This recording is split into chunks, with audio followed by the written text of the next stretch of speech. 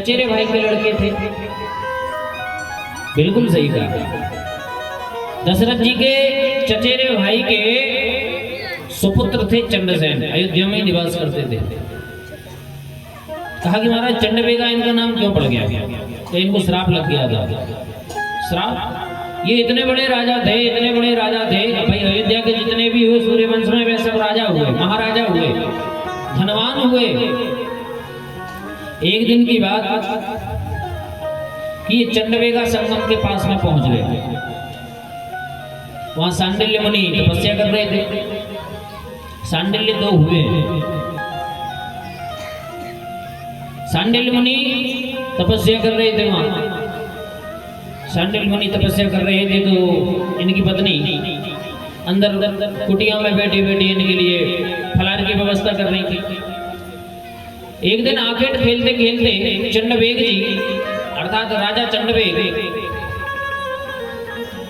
इनकी कुटिया के समक्ष आ गए।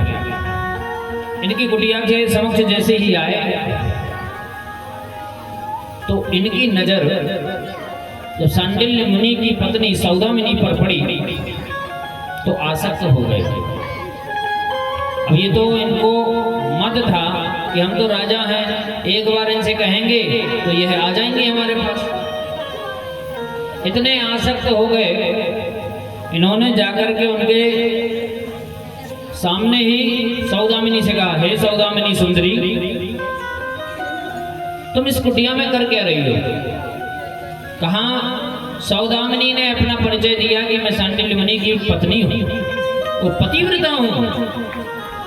हे सुंदरी, तुमको तो इन कुटियों में रहने के लिए रहना भी नहीं चाहिए।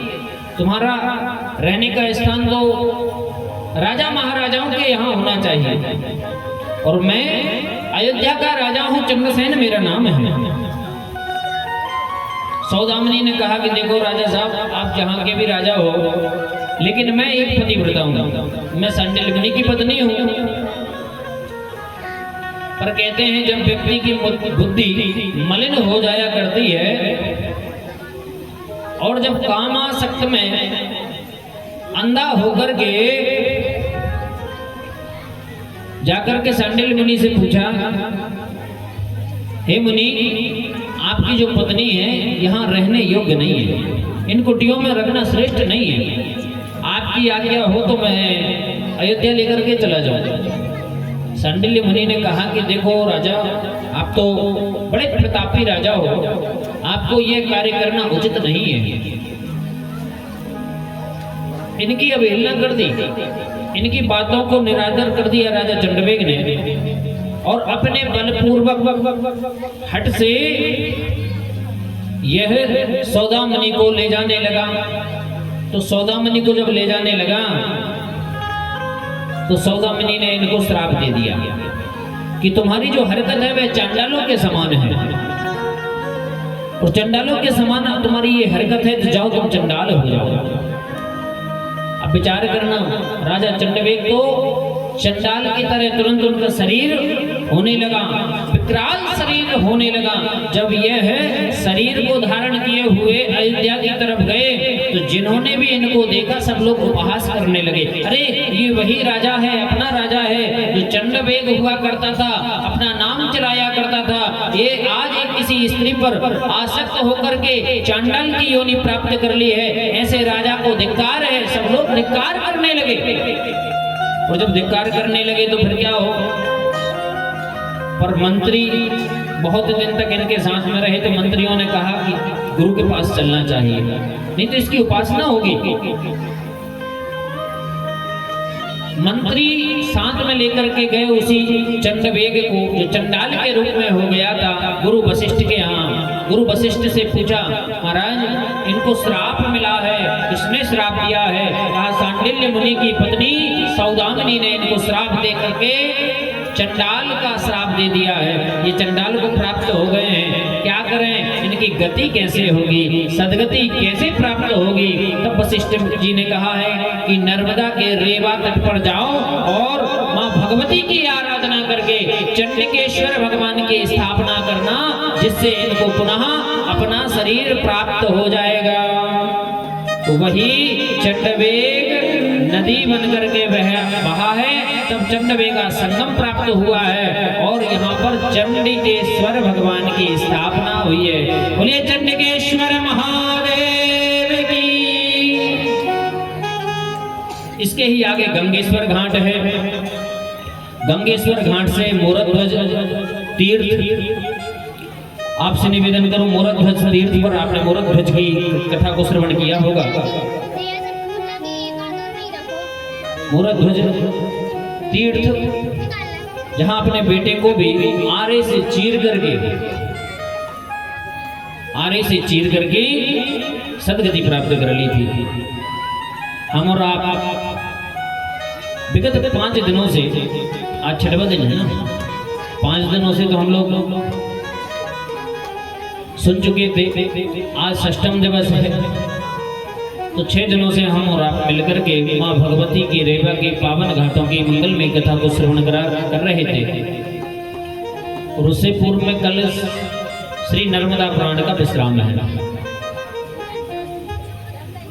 विश्राम इसलिए कहा जाता है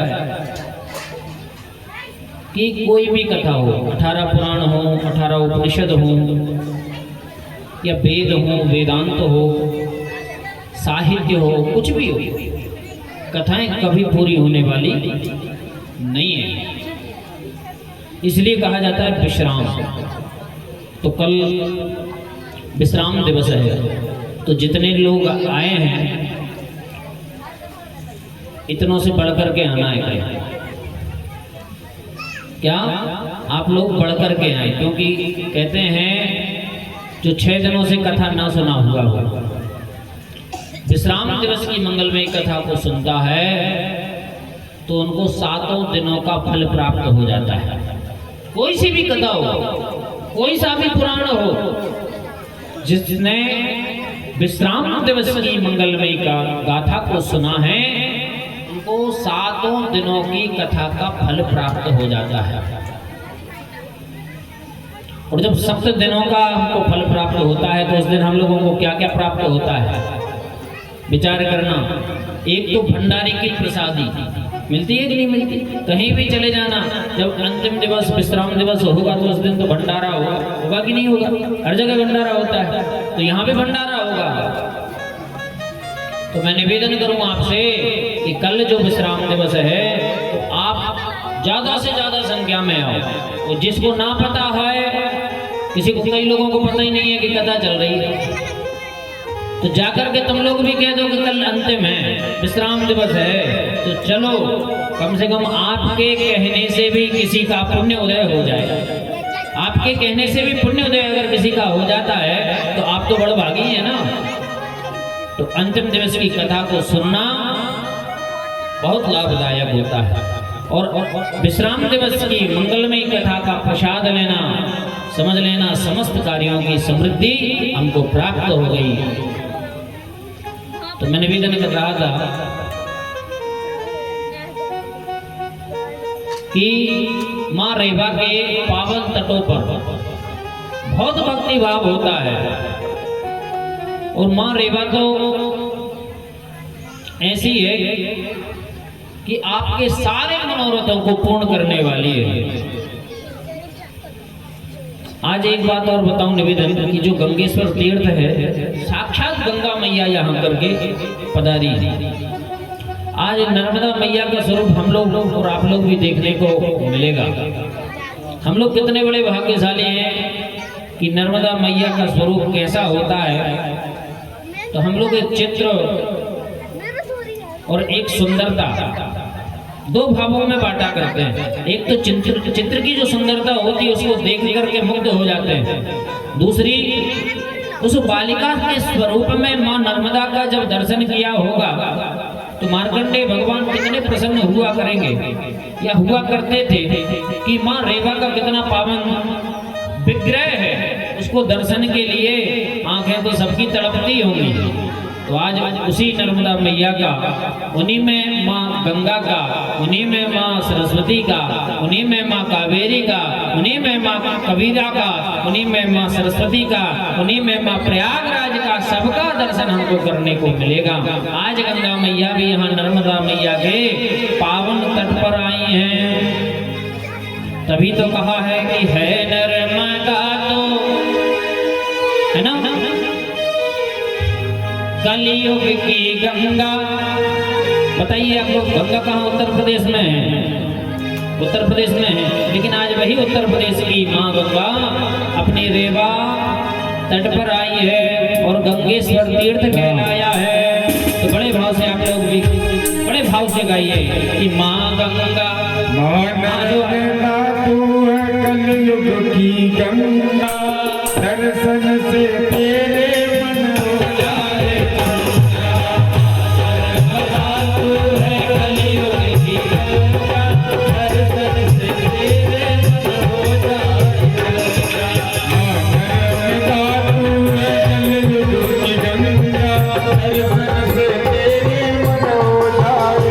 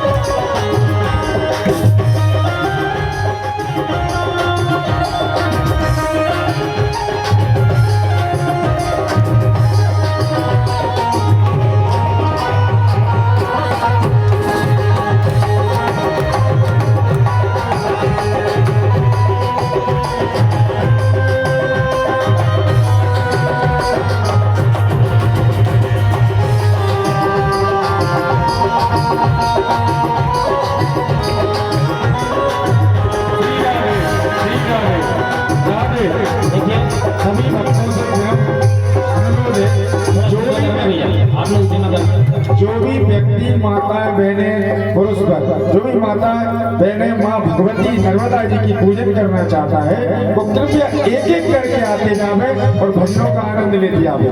फिर उसके बाद दिव्य माता जी की आरती करेंगे हम। तो कहेंगे क्या मन रमदास कलयुग की गंगा